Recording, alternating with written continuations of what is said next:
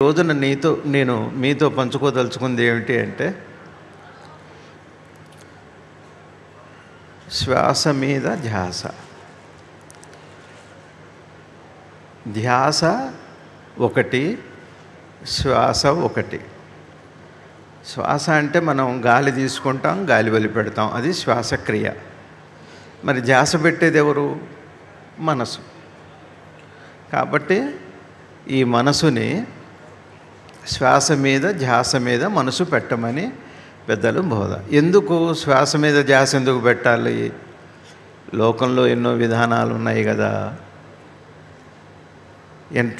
ఎన్ని విధానాలు ఉన్నాయంటే 84 లక్షల యోగ మార్గాలు ఉన్నాయి. అట్లానే ఈ దేశంలో ఎంతమంది జనాభా ఉన్నారు, ఈ ప్రపంచంలో ఎంతమంది జనాభా ఉన్నారు, అన్ని మార్గాలు ఉన్నాయి. అన్ని రకాలుగా ధ్యానం చేసుకోవచ్చు. అది వాళ్ళ సమర్థతని వాళ్ళ ఇష్టాన్ని బట్టి ఈ ధ్యాన విధానం ఉంటుంది. అయితే ఇప్పుడు మనందరికీ కూడా ఈ శ్వాస మీద ధ్యాస ఎందుకు పెట్టాలి, దానివల్ల లాభం ఏమిటి, ఆ తర్వాత ఆ చివరిలో సతి అని జ్ఞానం అని అంటున్నారు కదా, ఆ జ్ఞానంలో తెలిసేది ఏమిటి, ఇవి మనం కాసేపు మాట్లాడుకుందాం. నేను మీ అందరితో కూడా చిన్న చిన్న మాటల్లో చెప్పే ప్రయత్నం చేస్తాను. నేను ఇందులో చాలామంది కంప్యూటర్ రంగంలో వాళ్ళు ఉన్నారు, ఉద్యోగంలో ఉన్నవాళ్ళు, వ్యాపారస్తులు ఉన్నారు, ముఖ్యంగా చాలామంది పల్లెటూరు వాళ్ళు ఉన్నారు. పల్లెటూరు వాళ్ళకి ఈ శ్వాస ధ్యాస అన్నది, శ్వాస తెలియని వాడు ఎవరూ లేరు. మనకి అత్యంత సమీపంలో మన స్వరూపంగా మన దగ్గర ఉన్న ఒక అద్భుతమైన ప్రక్రియ ఇది. ఇది ఒక మంత్రం కాదు, తంత్రం కాదు. అయితే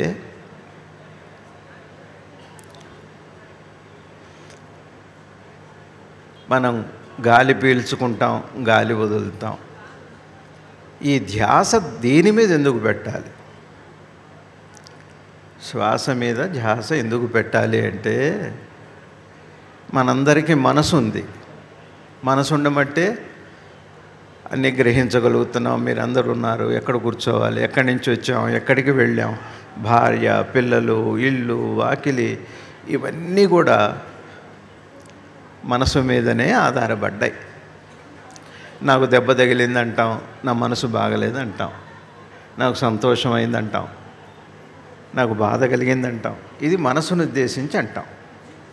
కాబట్టి ఒకటి మనసు, ఆ తర్వాత మనసు మూలంలో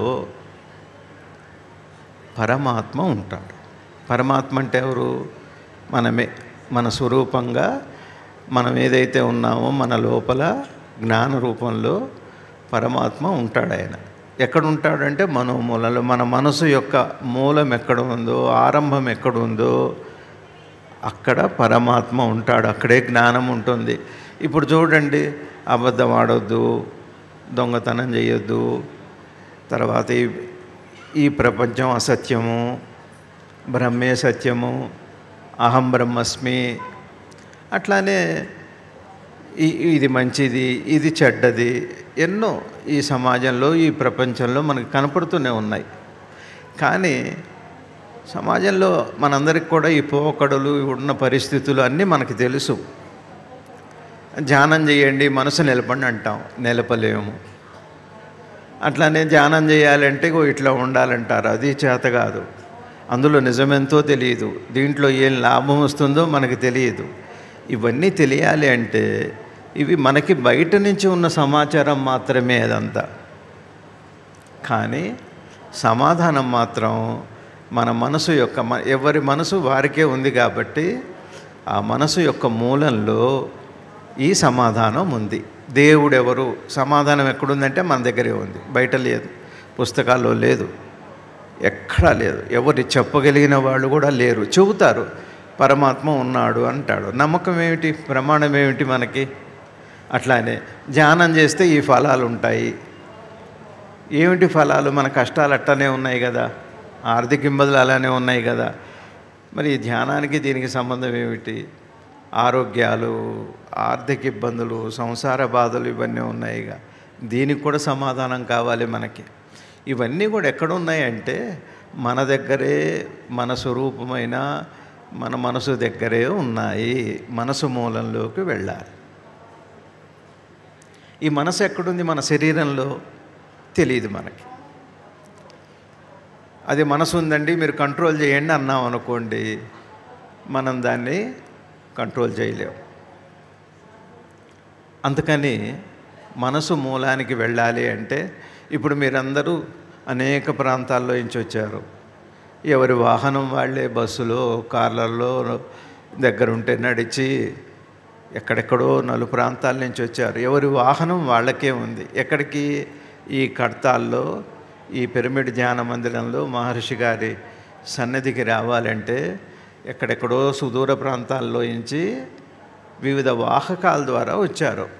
మనసులో కోరిక ఉంది కాబట్టి వాహకం కావాలి. మనం వెళ్ళదలుచుకున్న స్థలానికి, మనం పొందదలుచుకున్న ఫలానికి ఒక వాహకం కావాలి. ఆ స్థలానికి తీసుకువెళ్ళే వాహకం ఒకటి కావాలి. మరి మనని పరమాత్మ దగ్గరికి, అంటే మన స్వరూపం దగ్గరికి తీసుకెళ్ళే వాహనం ఏముంది అంటే మన శ్వాస ఏదైతే ఉందో, గాలి పీల్చినప్పుడు ఈ గాలి లోపలికి వెళ్ళి ఎక్కడ ఆగుతుందో అక్కడే మనసు యొక్క పుట్టుక. మనసు పుట్టుక, శ్వాస పుట్టుక ఒక చోటని. ఎవరిని అడగక్కర్లా. దారి బయట అయితే హైదరాబాద్లో సికింద్రాబాద్ ఎటు వెళ్ళాలంటే ఎవరినో అడగాలి. ఏమండి పరమాత్మ దగ్గరికి వెళ్ళాలంటే మీరు ఒకళ్ళు తిరుపతి వెళ్ళమంటారు, ఒకళ్ళు శ్రీశైలం వెళ్ళమంటారు. ఎక్కడికి వెళ్ళక్కర్లా. చేతగాని వాళ్ళు ఉంటాం, ఆర్థరైటిస్ ఉంటుంది, షుగర్ ఉంటుంది, బోళ్ళంత వ్యయ ప్రయాసలు, ఇంట్లో ఇబ్బందులు ఇవన్నీ ఉంటాయి. ఎక్కడికి వెళ్ళాలి అంటే పైసా ఖర్చు లేకుండా మన మనసు ఎక్కడ పుట్టిందో, మనసు యొక్క మూలమేదో ఆ మూలంలోకి వెళ్ళాలి. ఏమిటి దానికి అంటే, పెద్దలు చెప్పిన మార్గం ఏమిటి అంటే, మన శ్వాస గాలి తీసుకున్నప్పుడు చిన్నగా బలవంతం లేకుండా ప్రశాంతంగా గమనిస్తే ఈ శ్వాస వెళ్ళి ఒక చోట ఆగుతుంది. ఈ మనసు పుట్టింది, శ్వాస పుట్టింది ఒకే స్థలంలో.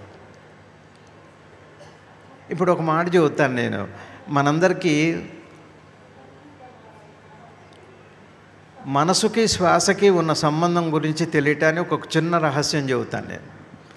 ఎలా జరుగుతుందంటే, మన ఇంట్లో ఎవరన్నా రహస్యాలు మాట్లాడుతున్నారనుకోండి, మన గురించి మాట్లాడుతూ ఏం చేస్తామంటే వినాలని ప్రయత్నం చేస్తాం. ఏకాగ్రంగా ఆ మాటలు చిన్నగా వినాలని ప్రయత్నం చేస్తాం. మనం గమనించం కానీ శ్వాస తగ్గిపోయి చిన్నగా ఉంటుంది, చాలా తగ్గిపోతుంది శ్వాస. అట్టనే భయం కలిగినప్పుడు కూడా శ్వాస, ఎందుకంటే మనసుని మనం నియంత్రించినప్పుడు శ్వాస నియంత్రించబడుతుంది, శ్వాస నియంత్రించినప్పుడు మనసు నియంత్రించబడుతుంది. ఇదే రహస్యం. రెండు ఒకటే స్థానం కాబట్టి శ్వాస నియంత్రిస్తే మనసు నియంత్రించడం, మనసు నియంత్రించబడితే శ్వాస నియంత్రించడం, అంటే రెండు ఒక చోటే పుడుతున్నాయి.